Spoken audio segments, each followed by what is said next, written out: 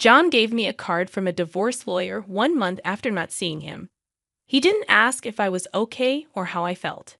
He's divorcing me, and since I don't work, he'll pay $1,000 a month as alimony. John chuckled and said, "Take care," while Emily stood beside him with a smug expression. I agreed to the divorce casually, surprising John, but he and Emily shared a smile. John isn't a big thinker, which makes my revenge plan easier. After the divorce papers got approved, I decided to start my revenge plan on both of them. I'm Sarah Wolf, a 47-year-old illustrator and children's book author who loves drawing. John and Emily are my childhood friends, and John is my husband. Everything started when John asked me out as I was about to go to a different college after high school. I was surprised because I thought he liked Emily, but since I secretly liked John, I couldn't say no to him. After thinking about it and talking to Emily, I said yes to John's proposal.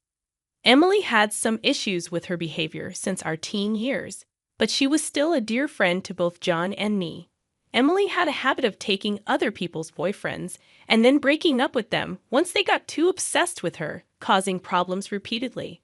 Her parents were worried, so John and I spent time with her to look out for her.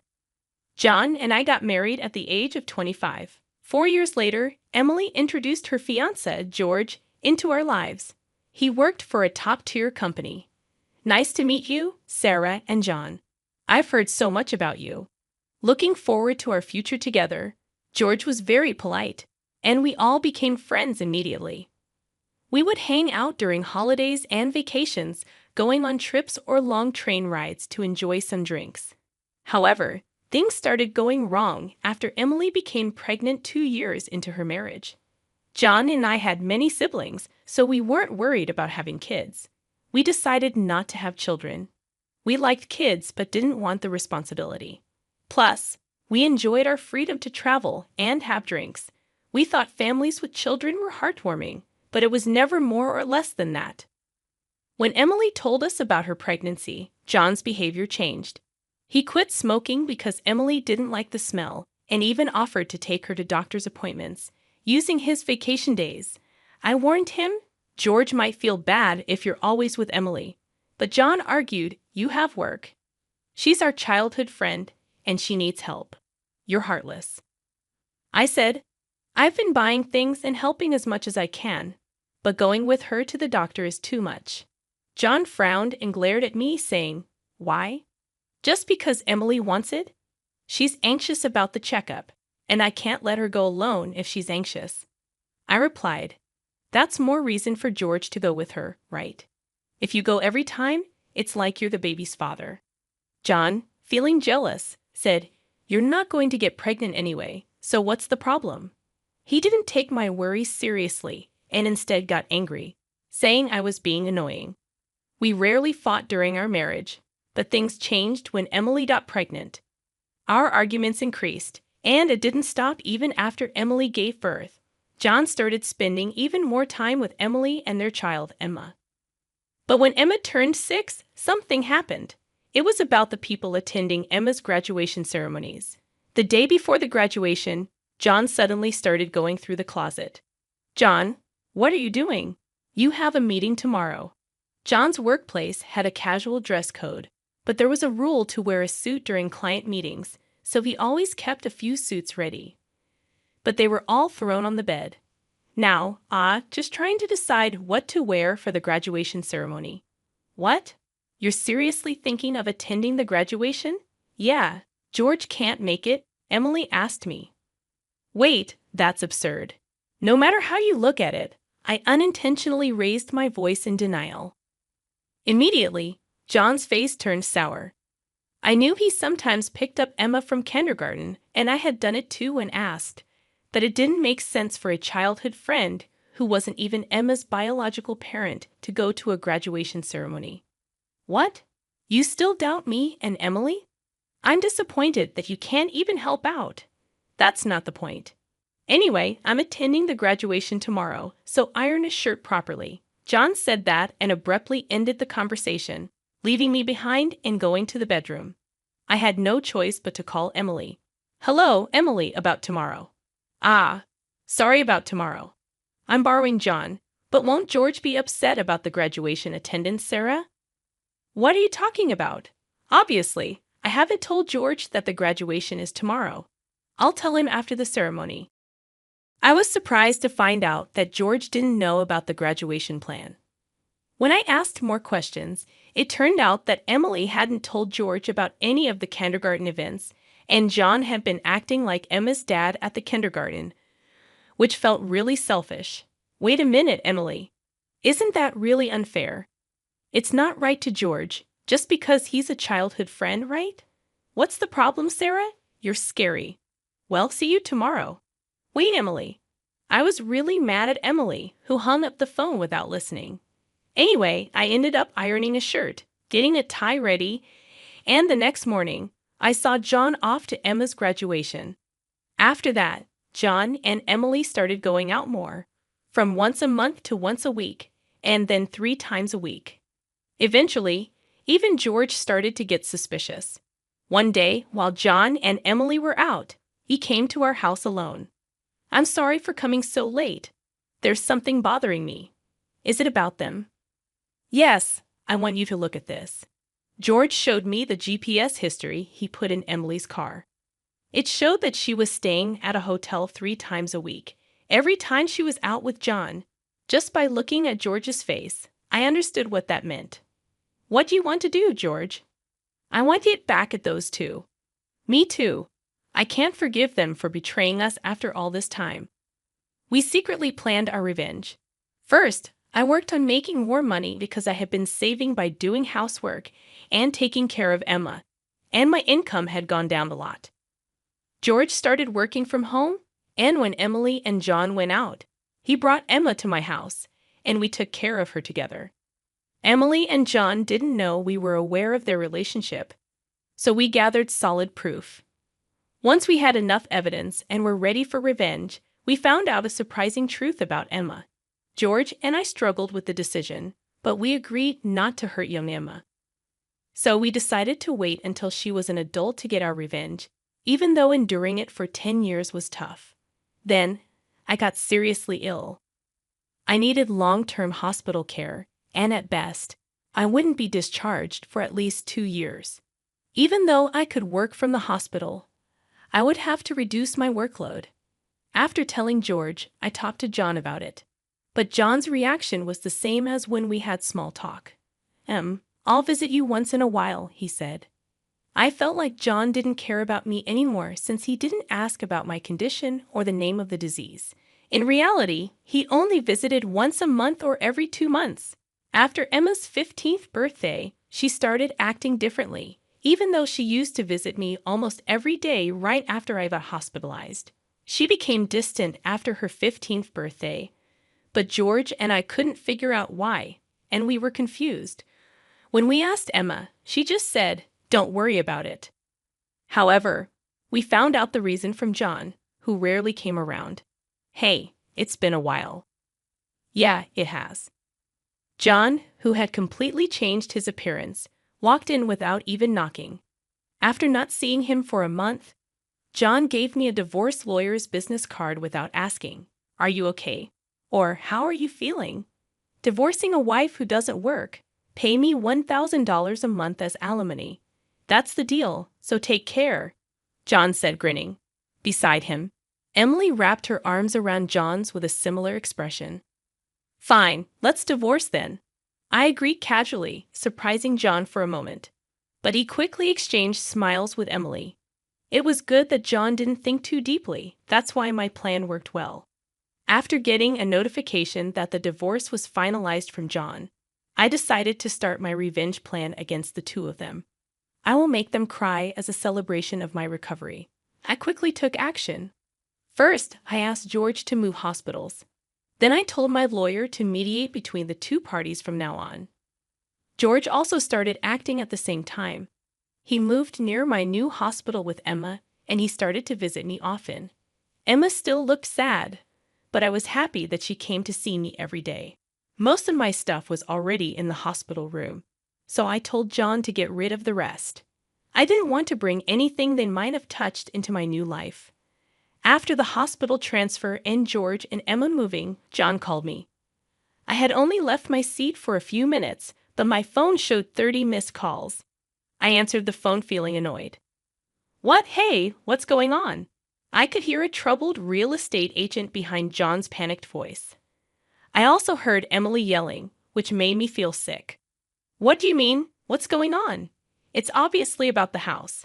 Why do we have to move out? John shouted at me as if it wasn't his fault. I replied coolly, obviously because that's my house, huh? John seemed to have forgotten. But the truth was the house we lived in was a room I rented as a workspace when I started freelancing.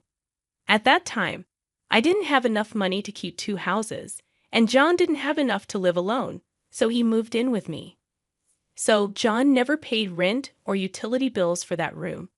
Although I got some money from him for living expenses, it wasn't enough to keep the place. Unfortunately, that room was already canceled. It was far from the hospital I transferred to, so I canceled it the day after submitting the divorce papers. I didn't tell him because the real estate agent who knew the situation said they would contact him. George and Emma suddenly disappeared, and our house was sold. What should we do about our new house? I don't know. Maybe stay in a business hotel for now. As I turned on the speaker and started working, John yelled in frustration, "Don't mess with me." However, he seemed to remember something and started speaking more calmly. Well, whatever. When will you transfer the money? We're running low on cash. What are you talking about? Huh, don't play around. I told you to pay $1,000, didn't I?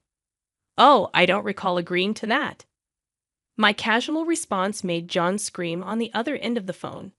It turned out he thought he could get money from me and had been spending it recklessly. Even if he had $1,000 left, how did he plan to get by for the rest of the month? Hey, don't just stay silent, say something. There's really nothing to talk about. My comeback left John momentarily stunned, but he soon started yelling again, growing more annoyed. I spoke to John in a cheerful tone. Anyway, we're basically strangers now, so please don't contact me anymore. You'll hear from my lawyer. Huh, lawyer? Hey, wait a minute. I hung up without listening to John's response. He tried calling back several times, but I ignored it, and eventually the calls stopped. However, angry that I didn't answer, John started ignoring calls from my lawyer. He certainly had a childish side, but I never imagined he'd be the kind of person who didn't mind causing trouble for others. I sighed deeply because of John's selfishness. A few months later, after a short break from the hospital, I went to John's parents' house. In front of me were John and Emily, both looking small and scared. Telling my parents is not fair. Oh, I just told them that we got divorced. John glared at me when I said that, but he backed off under his father's stern look. I had a good relationship with my in-laws, even visiting and eating with them when John wasn't around. Even though they liked me, I thought it was wrong not to share the details of our divorce, so I went to see them. Is it true that you're marrying Emily? Yes, it's true. True. Emily, Emma, and I are going to start over as a family. What are you talking about? Your only family is Sarah. She's not my family anymore. John's words made his father frown like saying, "Give me a break." John shook his head a few times, then gave me a paper. It was a bill from a luxury hotel nearby. What's this? It's the bill from the hotel we stayed at. John, acting like it was obvious, pointed at the bill on the table, then suddenly collapsed. Oh, what the heck, Mom, I didn't raise you to be like this. My mother-in-law, gasping for breath, was met with a look of disbelief from John. Next to him, Emily wore the same expression. Why are you so angry? It's just that the family is changing because I'm getting married. Plus, you'll have a grandchild, a blood-related one at that. Aren't you happy? My mother-in-law, looking as if she couldn't believe what she was seeing, glanced at Emily. Then she looked at me. Both my in-laws understood that I didn't want children and still treated me like their own daughter. They treated Emily, my childhood friend, in a similar way, but there was always a boundary between a daughter-in-law and a friend. I remembered Emily often complaining about that, so I was sure my mother-in-law wouldn't be happy about this situation. And Emily should have known it too. Do you spoil Emma, right? It'll be your grandchild, so you'll be happy, right? It's because she's a child I've known since she was little. Oh, but half of her blood is from John, right? Even after all this, Emily, showing no sign of remorse and acting like she couldn't understand the problem, gave me goosebumps. At that moment, someone who had been silent until now spoke up. Enough already. It's disgusting, huh? Emma, who had been playing with her smartphone in the corner of the room, spoke to Emily without looking up. The room fell into stunned silence. My dad is the only one I consider my father, whether we're related by blood or not. He's the only one. But you know, John has always been the one to attend your school events. I've heard everything from Dad, how he was always informed of the event dates after they were over, how eventually even the events themselves were kept from him. But Dad always said I was his daughter, so I am his daughter, and I will never be yours. Emma stared at Emily as she said this, then, sitting beside me, she switched to a more concerned tone. You know, when I found out about this, I thought you would hate me. But Dad said that wasn't the case, so I came here today. Emma, I love you so much. You were so kind to visit me every day while I was in the hospital. I was really happy, Sarah. Emma, maybe feeling relieved, teared up and hugged me tightly. Even though she might be a child from John and Emily's affair, I've taken care of her for 15 years. There's no way I don't have affection for her. Speaking of which, Emily, didn't you wonder why I wasn't surprised when I found out Emma is John's daughter? Ah! Emily looked startled before she could speak. A new person entered the room. We knew from the start, 10 years ago, actually, George.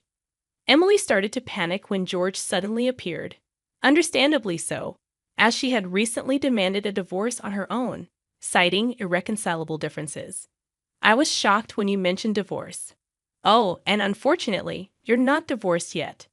The divorce papers are still here. Didn't you notice? What I realized. It wasn't in Emily and John's nature to confirm things, but I couldn't help but be stunned that Emily, despite the 100-day waiting period for women to remarry, hadn't noticed for months. So Emily is still my wife, and Emma is still my daughter. Well, there won't be a wife, though. Wait! What do you mean a 15-year-old can choose their parent? That's not true. Emma wants to be with Mom, right? Emily said that and looked at Emma. Emma frowned at Emily and held my hand. Emily was speechless and glared at me. Then John suddenly burst into laughter. So that's what it is. You two are together, huh? But too bad. Isn't it impossible to live on George's salary alone? Can you stop making weird assumptions? Also, it seems George earns double the amount you think Emily knows about, huh? It's probably a bluff, lol. Besides, it's impossible for you to work while dealing with your illness. You'll just die miserably somewhere. This time, I laughed at John's big misunderstanding. John, seeing me suddenly start laughing, was getting frustrated. You didn't know about my income, did you? Huh? It's probably just a bit more than a part-time job. No, it's different. My annual income is $500,000. John's eyes and mouth were wide open in shock. Emily was also stunned. In fact, over the past 10 years, I had become a popular children's book author, and my income had skyrocketed from essays, interviews, and the like. Moreover, a film adaptation is planned soon, so my income is skyrocketing. Liar. Oh, do you want to see this? I said that and showed Emily my bank account screen. It clearly showed a large amount of money being deposited every month. Emily was at a loss for words when she saw it. Sarah, let's all make up, huh? What are you saying? Emily was furious at John's words. Blinded by the money, I watched them blankly and then opened my mouth.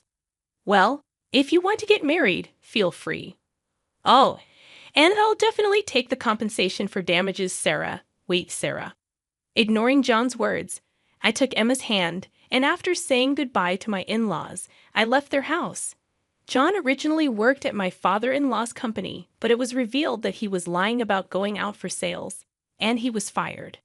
My father-in-law planned to forcibly put him on a friend's fishing boat and work him to the bone. Working on a fishing boat was tough for indoor-loving John, and he contacted me several times, but each time I notified my father-in-law, and eventually the calls stopped. Emily lost the right to take care of Emma and got divorced from George. She didn't care much about John, who couldn't afford many things and didn't try to win her back. She was no longer a part of her family and lived alone in a not-so-nice apartment. She hadn't worked since she got married, and because she always had others do things for her, she couldn't do much on her own.